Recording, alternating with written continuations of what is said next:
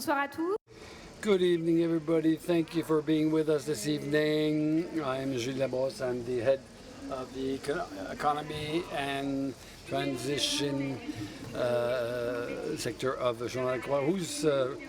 Who is truly fighting climate change? You know, with the heat wave and we could tend to say that nobody is really fighting, but reality is more complex than that.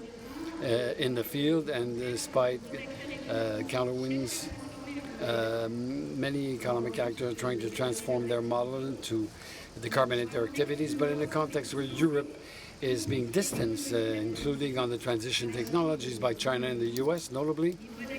The means of actions don't always reach a consensus, and sometimes the solutions are not up to par. And to talk about this, thank our 5 speakers, which come from the business world.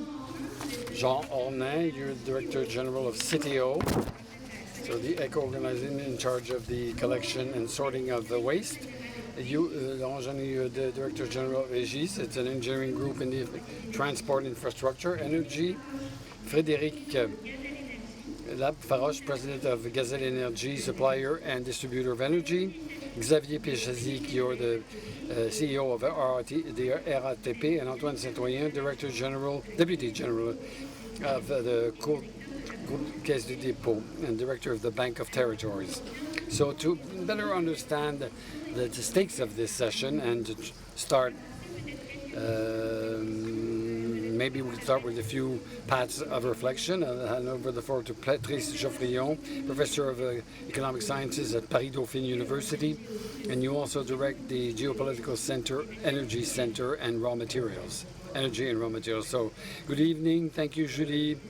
So I propose that we take stock of what's happening with the Paris Agreement. I was here in 2015, 2016, the same place here because I'm, along with other colleagues, I was here, and we always talk about the climate. So I was here 10 years ago. I proposed that we take stock of the situation. So first observation didn't exactly happen as we expected or as we hoped for. The last 10 years, we didn't reverse the curve. The US pulled out, and they fragilized the Paris Agreement as they had done before for the Kyoto Protocol. And so we will, we're heading for a 1.5 degree world, a 1.5 degree increase, and this world will look like what we imagine what we would have in 2050. So things are not starting on a good start. But some things have happened that are in line with action. You know, in China, in March 2024, reached the peak of its CO2 emissions. Good memory of the scenarios and discussions in 2021 during the Paris Agreement. We imagined that China would inverse the curve of its emissions in 2025. It happened much earlier, 10 years or earlier. We know why, and Julie, you started to address this. A lot of decarbonated energies are mastered with some dominating positions by China. Not necessarily good news for us in terms of industrial competitiveness, but nevertheless, these technologies are more mature than what we could imagine in different fields. So I have to take that into account. What happened also is the world of oil and gas is much more turbulent in the decade, 2020 decade, than in the 2010 decade. I give the example of a triangle. At the east, you have Russia. To the west, you have the U.S., Donald Trump's U.S., the first producer of oil and gas, Russia, which for the reasons we know we can't trade with, and for a certain time, and you have the Middle East. The Middle East, which looks like the Middle East, dominated by instability and geography. And this triangle, with this triangle, you have 2/3 of the extraction, transformation of oil and gas. And we can no longer trade based on trade laws with these partners. For what we knew in the past, for us Europeans, it's a problem because we import 99% of our 99% for France of our oil and gas. So it's imported, and in this kind of Bermuda Triangle, we can no longer trade with a guarantee on prices, on tariffs, or on volumes. We saw that violently in 2023, 2026 for Europe as a whole, including the Great Britain. The shock of 2022 involved injecting 600 billion euros. That was the cost. So it's a topic, it's a motive of concern, because it means that for the countries that do not have that resource in oil and gas, we have an additional motivation to head towards a low carbon world, because it will save us from being confronted to these shocks. Just to give you an order of size, investments done in Europe in the last 10 years in decarbonated technologies, this year in 2026, they should enable to avoid investing 80 billion euros worth of oil and gas. So what we would have had to import if we were on a structure of consumption comparable to 2015. So some things have happened, taken place, but not sufficiently. And the other element that moved in, that came in, which will call for a massive investment, it's the impact of climate change and the need not to invest in decarbonation and reduce our imports, but also to adapt our infrastructure. Not only with we won't fix things with air conditioning, only more heavy investments to ensure the continuity of the functioning of infrastructure, transport in terms of mobility, transport of electricity, and more concretely, the life and stability on an everyday, for our everyday lives. This will call for massive investments, colossal investments. So the question that was came up is, and that's when I have to hand over the floor, is the question is, who is truly fighting climate change? And my answer, well, will come from the five the members of this panel. So it's a big responsibility, Julie. So we'll go back to France with Jean Ornay, who's the head of CTO. You are at the crossroads of the different actors of transition, so it's interesting to have you here. The state, local authorities, businesses, citizens. Can you shed a light on the sharing of the roles of these different actors, how the roles are shared, and talk a little bit about the circular economy that you support and that is presented as one of the solutions, an alternative to use less raw materials, and that has problems in imposing itself in business models. So it's a specific angle. We're not talking about transport or energy, but talking about the material circularities, circular economy, knowing that 60% of CO2 emissions are related to the extraction, production of our goods. So organizing a circular economy and sobriety is a major challenge, major stake. What does CTO? CTO is a company, non-profit, that was created at the beginning of the 1990s. The head of Danone, Antoine Ribaud, who said in the Marston speech, the responsibility of businesses does not stop at the door of plants or offices. It goes beyond. We have a responsibility towards the environment. We need to recycle our packaging. And this led to the broadened responsibility of the producer, consisting in saying that someone who sells a product with a wrapping is responsible for the design to the management of this packing. And it means it's 100,000 companies, consumption companies, which finance at a level of 1.6 million of eco-designing, reduction of materials used for packaging, and refinance the local authorities so that they collect and sort. You know, if you have a yellow bin, for example, you have to know that it's businesses that finance that, companies. Because the producer is responsible. So to answer your question and be as short as possible, so what's moving? Well, for me, after 10 years at the head of CTO, I find that there is a sort of a mix that is excellent, that is combining a good regulation, because it offers a level playing field to the companies. Everybody bears this responsibility. It's a legal obligation. Then they let the companies choose what means and how they pilot the performance. Companies are capable of piloting the economic performance, and they can pilot the environmental performance, the recycling of our packagings, the sorting. Enables today to collect, sort, and recycle 73% of our household packaging, and saving 3.2 million of CO2 emissions. So it's 1.5 million cars on the roads per year. So this is the impact of circular economy. I have a lot of faith in the commitment of companies in the scope of something that is set regulated by the public authorities, and not the public authorities acting in place of the companies. But we see that we have to do that not only for the environment but for economic reasons. I gave you the example of plastic.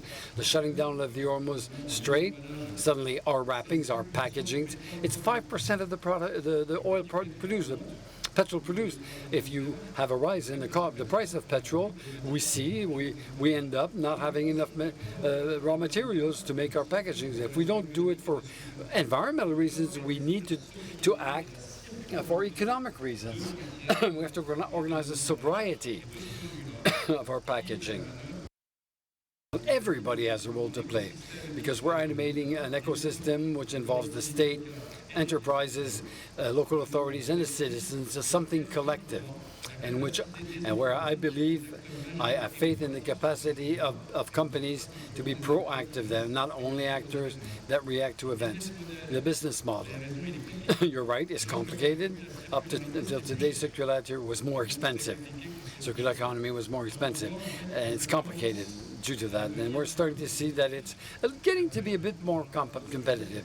And then we'll see how we protect each other in Europe to develop this economy in a sustainable way. So, Laurent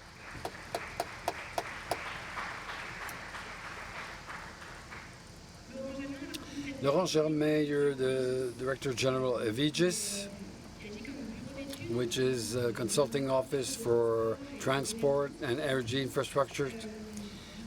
You are sometimes accused, blamed for aggravating the crisis when you build airports. Inversely, you're the solution when you build public transport infrastructure. How do you manage this contradiction when you're at the head of a company like yours? And can you give us an indicator that I'm very much interested in your contributive income, which enables you to pilot your decarbonation activities. So I'll try to answer your question and the question of the panel: who is leading the fight against climate change? And so when you're head of the company, there are several factors that play a role. Our clients, our customers, 45% of the clients have decarbonation objectives, so they demand from us, they expect from us to help them and contribute to this objective. Secondly, our employees. The fact of showing that we're working on decarbonation project enables us to retain our employees and to attract new employees or candidates. And thirdly, our financiers. They ask us to, bankers for example, they ask us to demonstrate that we contribute to the decarbonation. The loans were multiplied by 6 between 2018 and 2026. And the public opinion, of course, which exerts a very strong pressure on us. So in fact, Aegis works for all sectors. And the first answer to your question is we have to stop opposing sectors one to the others. We oppose airlines, the aviation activity. It's only 3% of the emissions. So, okay, we need to work on it, but not as much. But even if we double the railroad capacity in the world, and it's not difficult, but the road would still be the way used by citizens at a rate of 67%. We don't have to decarbonate one or the other sector. It's all the sectors. We have to decarbonate the road, energy, we have to decarbonate aviation, or And it's the first thing. And we do it as engineers by training our engineers on the eco-design techniques, using the techniques or processes that emit the least and are very resilient in terms of biodiversity. The second thing is that we need to stop opposing solutions. And I'd like to pay a tribute to Xavier's work when he ran RTE, because thanks to his work we stopped opposing renewable energies and nuclear energy, and we consider that it was these two technologies that enabled one side by side to reach carbon neutrality by 2040. So we have to decarbonate all sectors through the eco-design techniques, and we shouldn't oppose solutions that play a role in reaching our objectives in terms of carbon neutrality. Freddy Faroche, you're president of Gaz Energy, which is a subsidiary of the Czech conglomerate of Mr. Klazinski. It's interesting not to put solutions in opposition to each other. One of your contracts consists in converting a coal power plant into a gas power plant. You can see the problem is a problem getting the project to be successful. What do you think are the best solutions for have the energy transition and to carry out the planning that is required by the governments in order to carry out this transition? Thank you for giving me the floor. A few words of introduction. We are the French subsidiary of the VVP company, which is an energy branch. In three figures, the energy branch operates in 9 European countries, employs 22,000 people. Every year we invest between 3 and 5 billion euros in the energy transition, decarbonization and flexibility. So a few words about Gaz Energy, our subsidiary. Although production today is at 80% renewables, we do have a historical part, which is with 4 gas and coal power plants, which will be closed ever since the political decision was taken in 2017.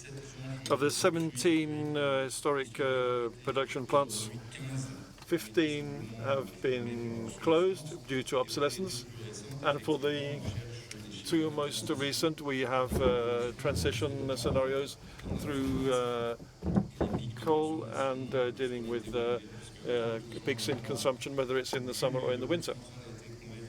One plant was converted to use a biomass in the winter, and the second is the one where we're looking for the conversion project at the moment, Central, to convert it to gas and biomass, which halves or divides by 3 the CO2 emissions, and gives us a very good sovereign security of supply. This isn't the first time this kind of project has been done. There are about 15 similar projects done in the US. We're looking for the right kind of transition for these assets, which are the most recent. We're not seeking any assistance with this project. All we want to do is to compete in a competitive tendering, which is the capacity market, where there's a need for conventional thermal power plants, estimated to be 13 to 15 gigawatts by the grid manager. Whether they are new or converted, the capacity mechanism is a mechanism which makes it possible to have contracts between the generators and the grid over the long term, and to avoid depending on market fluctuations, and to be capable of planning ahead with stability. This is one of the biggest difficulties that faces. We're not looking for any particular aid, and this is the aim of the tender that will concern the feasibility of this thermal power plant. Why is it difficult to get to a conclusion? Because at the moment the demand is quite low for energy. This is our vision today. In 4 years' time, after when the EPR number 5 has been put into operation, the situation will no doubt be very different. Just to repeat what the Prime Minister said yesterday, you have to be able to manage in the long term, and this is something we find it difficult to do. So planning, this is something I'll mention again in the second part, or a form of planning, will no doubt be very helpful. As I'm saying, we're not looking for any aid. We're a bit of a competitive process which regulates the volatility of the energy market, and then we'll see what happens in December. Either we'll be selected and we'll go work for another 15 years, or we're not selected and then we'll close down. Without talking too much about our company. So to carry on talking about planning, Xavier Perjazi, before you ran the RATP, you were at the head of the RTE unit, crop.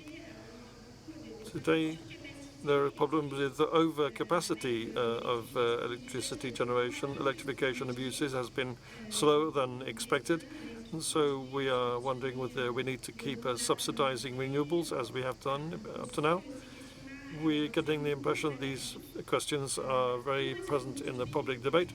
How do we build credible forecasts in a world where uses and innovation are changing very quickly, whether it's for electricity, also for transport? You're right. I ran RTE before I ran RATP. So if you don't mind, I'll talk about energy and transport. RTE is the grid operator in France. Yes, we need to have planning for the longest term possible, because this transition represents major technical migrations and technological migrations. And it takes a long time. It's technological, it takes a long time, and so if we don't plan ahead in the long term, we don't know where to start. We also have to have planning because, and this is true for energy, as we have done in the past, and also for transport. This is valid because we have to deal with the climate change, and this requires a lot of investment. And so at a particular time in a world of rare resources and in the indebtedness of our societies, in our societies as far as concerns the public sector, we have to choose. It cannot choose what is urgent compared to what is less urgent if you don't plan in the long term and if you don't measure, in principle, the effects of your investments. So these are two good reasons why we have to be able to plan in the long term in energy and transport, so that in 2040 and 2050 these systems will be in the right place, and looking to 2060 as well. There are several buts, because as Patrice said, we all agree on this energy transition, on why. We can be in favor because it will give us greater sovereignty. We can be in favor because it's good for the climate. We all more or less agree that we need to move in that direction. The big problem is how. Jean mentioned earlier the question of regulation that has been put in place by the state. I'd like to react to what he said because he pronounced the word production. I very much believe in that pairing. We can't ask companies like ours to function in a mode of regulation and migration of their technical systems, which potentially could increase their cost without, in return, having the public authorities offering some kind of protection. That's my first, but we have to look at the cost of regulation and protection. If a company is exemplary, it has to be protected from the effects of international competition, which isn't yet completely managed satisfactorily. And the third point, I said that this transition requires a lot of investment. Today, I think that the question of who manages this investment fund transition isn't completely settled. There are companies like ours who can become indebted for that reason, and other public companies can do that as well. We know that the debt burden in France is quite high already in the state sector, and it's also high in the local authorities. I think it would be time now to have more financial engineering, to ask the question about, because we don't have structures to bear this debt burden, because a lot of companies in the 21st century were created in the 20th century. Some of them have been around for a long time. I'm not certain that we have the right dimension, or we are really equipped to be able to carry out all of these investments that we need to launch now, and that we will launch them now so that we're ready by 2035, 2040 or 2050, which is our deadline for all of us.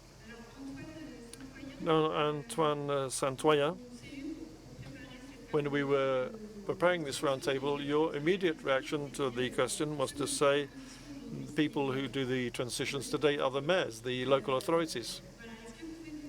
Could you tell us a little bit what is the role of the local authorities and territories in this transition? Often the state is criticized for not acting quickly enough, and companies are also criticized for the same reason.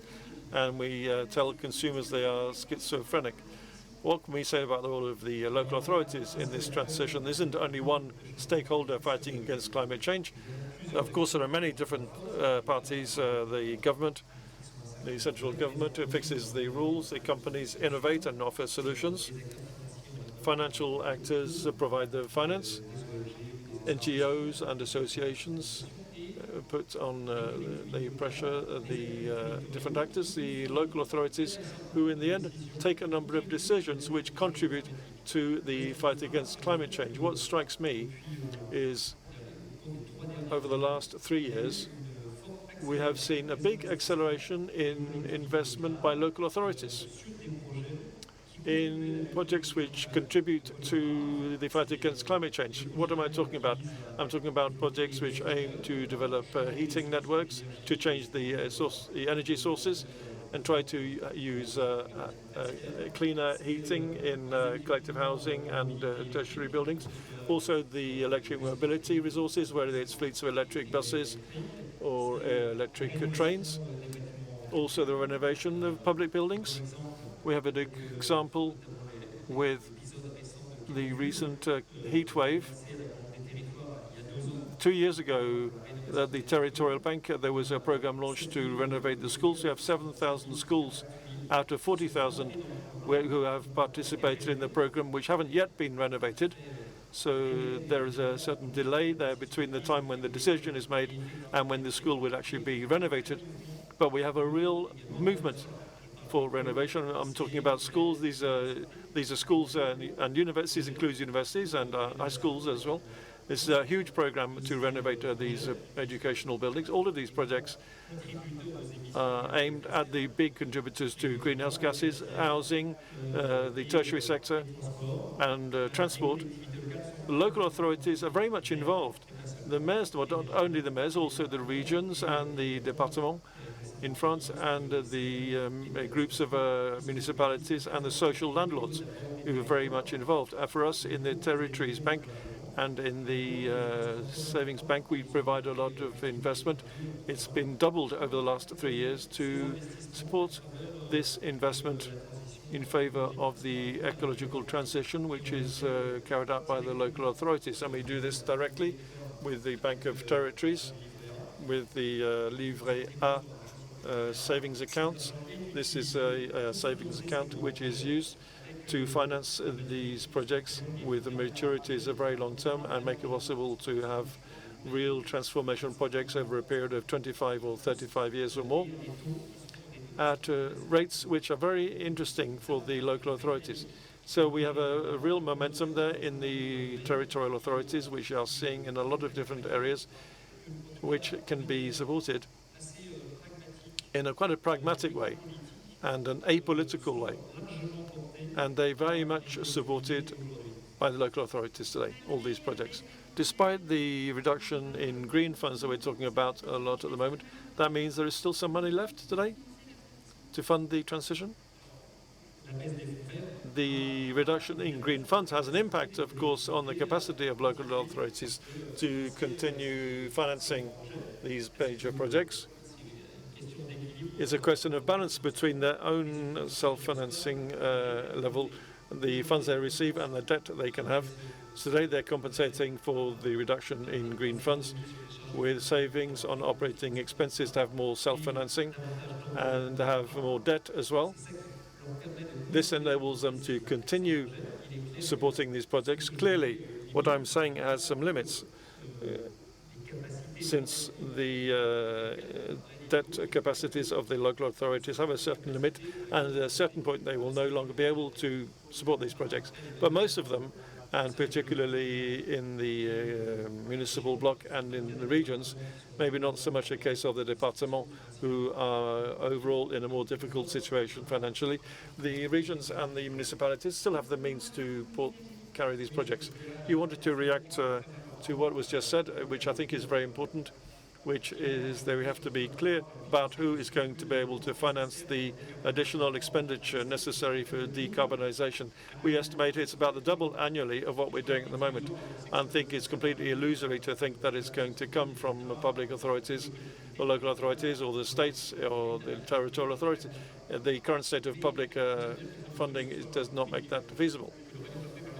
This means that the private sector has to play a role. We have to be optimistic where there are sectors where we thought private finance couldn't really replace public funds, as in nuclear, for example.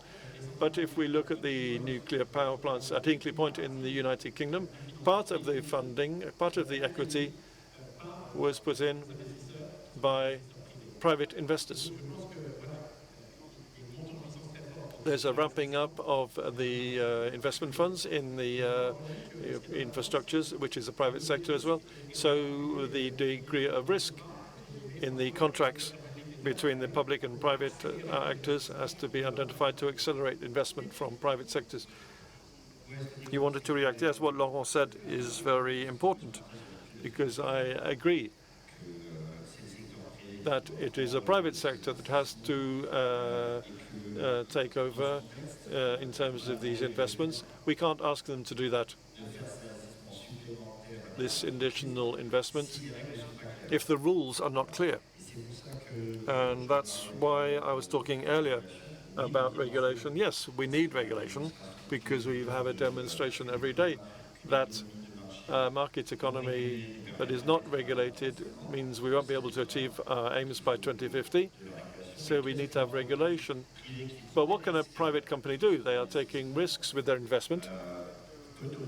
What can they obtain in terms of guarantees and protection, which will reduce the risk of their investment? That's a key point.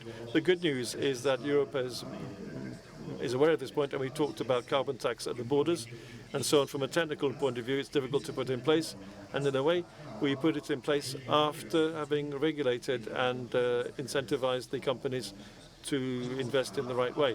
I think that we have to catch up in that area, so that for the private investors we won't be able to ask public finance to do everything. The rules of the game have to be clear for the private sector, so that it guarantees a form of peace of mind when companies in the private sector invest in technical infrastructure, which will make it possible to, as quickly as possible, to achieve this carbon neutrality, zero carbon. I'd like to react to this. I'd like to talk about circularity of materials. We are 450 million people in Europe who live in Europe. This is the biggest market, the biggest producer of waste, 500 kilos per year per inhabitant. To organize the circularity of materials is a wonderful industrial project. In fact, it's an ecological project, because it would enable us to limit the impact on greenhouse gases and on resources, and to import less oil. And it's a great industrial project as well. It creates jobs that can't be relocated, and recycling plants, etc. And I think it's a very interesting project for us as Europeans who don't have resources. First of all, I think the circular economy should be put at the heart of a project to solve this environmental equation and make it an economic project which creates value and jobs and enthusiasm and innovation. And I think, and includes innovation. Then one temporary difficulty is that in the very short term, it's a bit more expensive. If we're planning ahead 3 months, thinking of virgin plastic compared to recycled plastic, the business model doesn't yet exist. I'm not a politician, but there are two possibilities. Either we do the same thing as our American and Chinese colleagues. One of them had the Buy American Act. The other one subsidizes their companies to the maximum. Maybe we could find something like that, because it's true that we need to be able to build these industries. Otherwise, we won't be able to build them. There's another thing that strikes me, and I heard this earlier from Christine Lagarde, who always impresses me when she's here. I can see that in Europe, we are the biggest savers in the world. I think the subject of money and finance, I heard her say that $300 billion go to finance American debt. Maybe we could perhaps have a global mobilization of our capital on a project that is an industrial, ecological, and economic project, and also a project for life, to indicate the singularity of Europe in its search for prosperity and to reduce the environmental impact of our activities. Patrice, would you like to react to that? So we earmark European finance for these kind of projects. What do you think? I'm quite struck because none of the panelists have said we have to develop this technology. This technology is complicated in terms of engineering. We don't know how to do it. In fact, we know how to do everything. The only problem is that we have to engineering finance. You asked me not to give too many figures. Let me give one or two. We have to bear in mind that if we don't do anything, that would cost us more than taking action. This is what we've seen over the last few years, the last decade or so, which has been very turbulent. You mentioned earlier the tariff shields for Europe so that companies don't collapse. I didn't indicate what it's going to cost for France. It's going to cost between 70 and 80 billion. That's the evaluation of the Court of Auditors. 80 billion is the evaluation by the Banque de France. So we can't persuade ourselves that the status quo and not doing anything is a good idea economically. And so secondly, Jean was saying just now, yes, we need to start. What is the business model for this transition? Basically, it's a question of how we have added value in Europe, not just in France, which today is outside Europe. France, in a good year, has 40 billion, buys 40 billion euros of oil and gas. In a bad year, 120 billion. For Europe overall, it's between 600 and 700 billion euros of spent on oil and gas. So this is money that is thrown away every year. This oil and gas is mainly burned. There's no second life for burned oil or gas, or only very little. So the model. And this is why the engineering of stability is very important. We need to be able to start the system so we do something different with these 2 or 3 GDP points, which at the moment we spend importing oil and gas. So, regarding our debate, how can we fund these significant investments that are required in order to combat climate change? There are 2 important dimensions. Economic investments can be very different. So there are some investments that are not profitable, especially when a public building is being refurbished by a local authority. At times, there might be some profitability when you change the public lighting system, but in some cases, there is no profitability at all. It is financed by debt and by local authorities. Conversely, there are some investments that could be profitable. For example, investments in renewable energies, investments in transport. And on this front, it's possible to fetch private investments that will be more significant, siding with local authorities. At Caisse des Dépôts, we are co-investor with this type of funding. But to achieve this objective, it's important to have a regulated system so that the private investors have a long-term insight into the investments that they are likely to finance. This is the case with onshore, offshore wind projects, recycling projects and waste recycling projects and energy from waste projects. So we can fetch the private sectors because they will have an insight into their projects. So it's a funding mix. You have public aid that could be given, but at the same time, you can get private investments in order to achieve these projects. Private investments, I mean, where do they come from?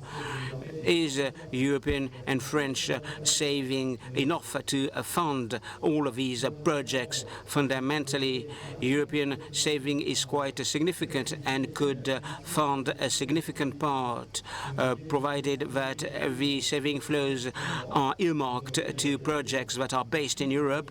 And I can tell you that savings are being allocated to other countries. It's important to launch incentives.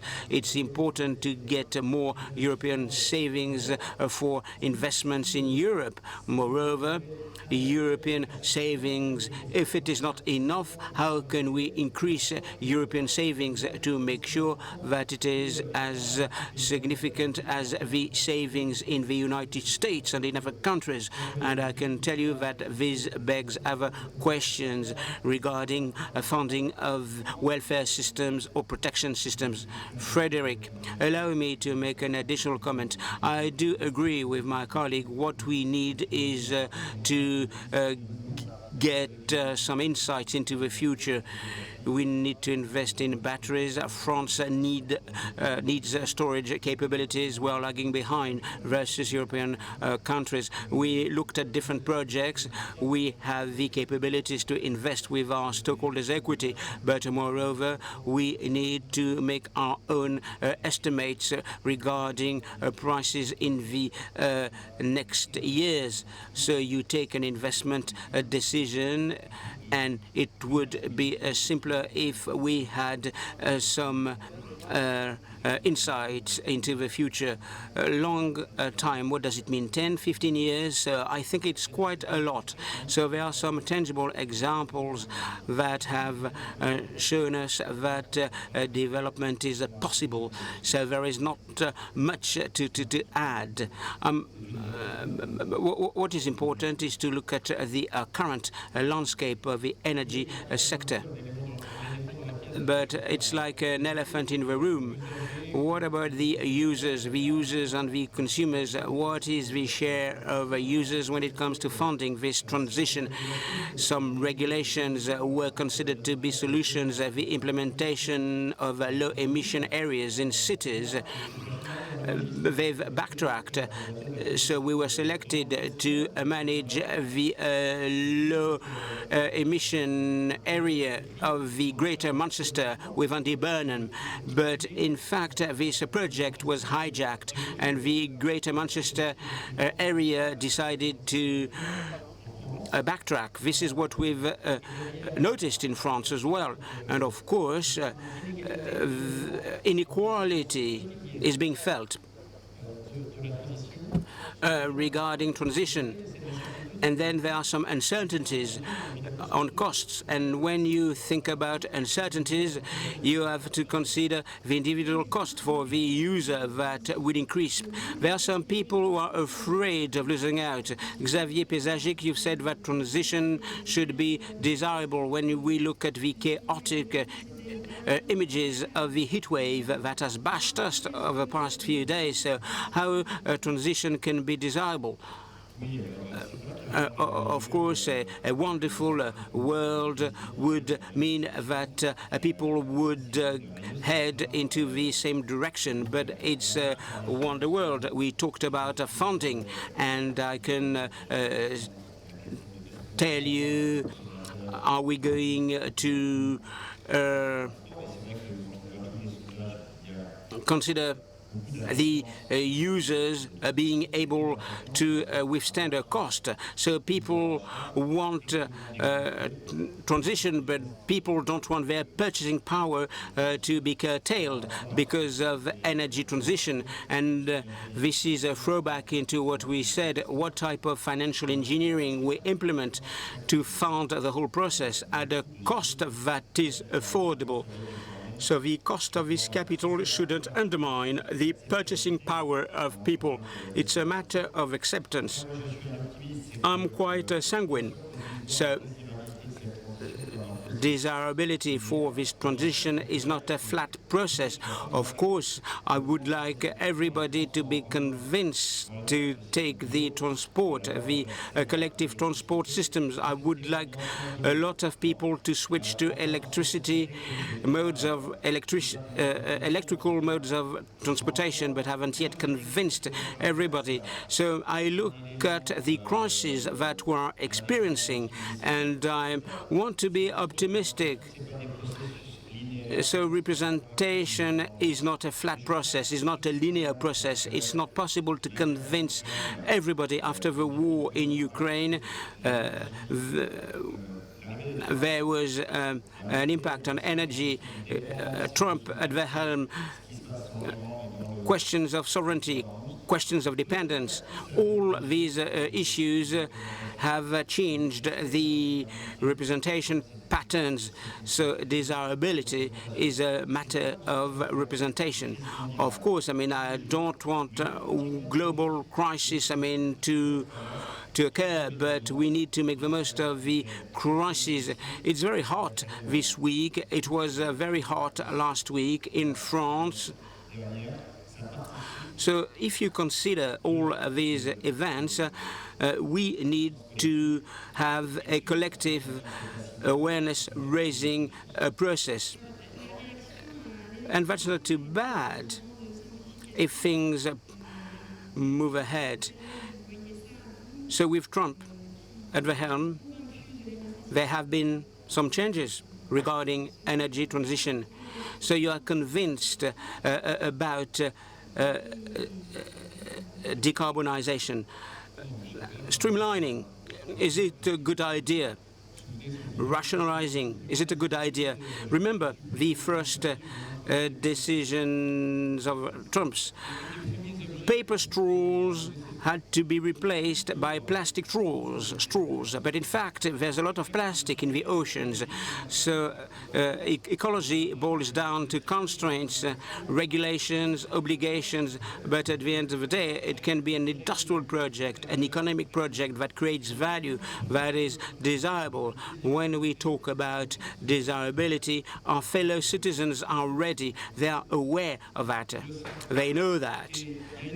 And the citizens have told us that they are ready, but the process should be fair. If I do something, but if the states, do something different, I won't follow suit. In the European countries, I think that we need to adopt the same lines of thought. I will give you an example. A European directive on the neonicotinoids. So we said we will enforce it immediately. So the guy growing asparagus, he doesn't use neonicotinoids, and production will drop by 20%. The price will increase by 20%. But our Spanish colleagues, they don't enforce it. They say we will wait. So they are 20% cheaper, so we buy a Spanish asparagus. Nothing against the Spaniards, but we buy asparagus with neonicotinoids, and the French farmer will be in a bad patch. But in fact, people will tell you, French farmers will tell you, we are bothered by European laws, so we need to adopt a line. It's a regulation, and everybody should abide by those regulations. What is important is for people to be on an equal footing. Companies are able to invest, but they should get a level playing field. Everybody should be on an equal footing. Competition should be governed by the same rules, and the companies are ready, businesses are ready, and I hope that the politicians are ready to embark upon projects with a lot of enthusiasm. But what are the projects for tomorrow? Circular economy, circularity, energy frugality. These could be some projects that can be very relevant for all of us. Of course, the European states should agree on those topics. A Q&A session, we don't have a lot of time, so if you have some questions, ask your questions, be brief and tell us. who you are asking the question. Xavier Corval, allow me to nuance what you've said. You've talked about the industrial project whereby waste should be better managed, but it's ambiguous when you make some investments in the methanization plants. You need to supply these plants with waste. So the more you invest to process waste, the more we regulate the downstream project collection of waste. So we mitigate the prioritization of waste. So what is your question? So combating climate change, could it be a driver to reduce useless public spending? The answer is yes, a simple answer. If you develop circularity, reuse of waste, this is a bottle that has been used 20 times before being recycled, so you will reduce the waste production. Accordingly, you will reduce the needs for investments for incinerators, because our household waste will go to incinerators, and then it's a matter of reusing those products. You have washing, recycling plants, but normally the price for the local authority will decrease. You have some elected representatives who've implemented incentive-based pricing. We tell our citizens the less you have waste, the less you will pay. So the OMR production will decrease. Cities such as Besançon, they've halved the production of waste, hence savings for the taxpayers, and then you will create the conditions for economic attractiveness. Any other question?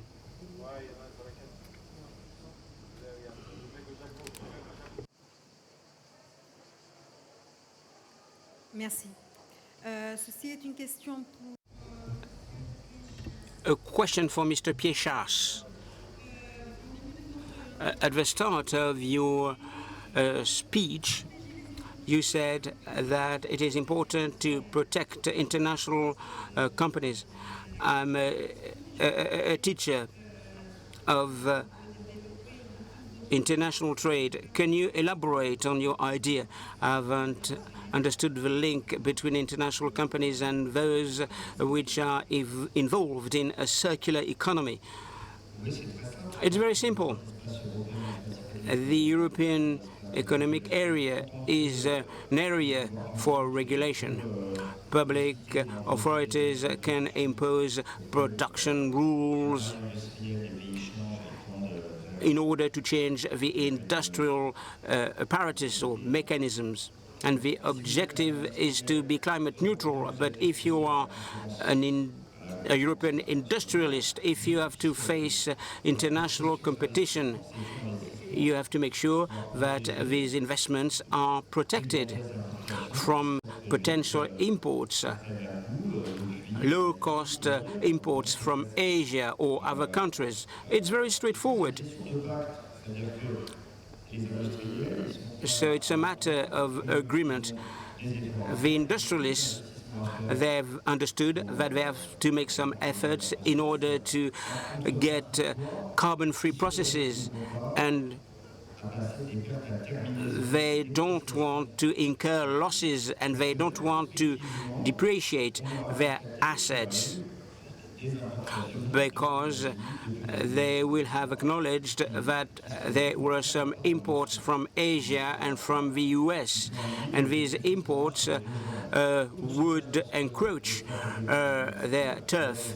So the European Economic Area is a good area, but what is important is to have two legs, two strong legs, because if one leg is weak, you cannot strike a deal. So I will give you an example. RATP has invested in autonomous transportation. We invest in energy, frugality. We are using transportation means that are fuel efficient. It's better to use an electric car rather than a thermal car, but we need to get some guarantees whereby we will get a competitive edge as part of the exports strategy. We need to work on those deals, and I think that the right format is the union. Very last question. Allow me to make an additional comment. I will give you a concrete example. France has been one of the key leaders in the transformation of rare earth minerals. This activity was jettisoned, and China has the monopoly. At La Rochelle, there's a plant that transformed the rare earth minerals, and they want to revive that plant. So there should be a contract between the producer and the automotive industry. But if China decides to curtail the prices of rare earth minerals, we will be bankrupt. So it's important to be protected. So if you look at the innovation, investment won't be forthcoming, especially if the industries are not protected. Last question, maybe?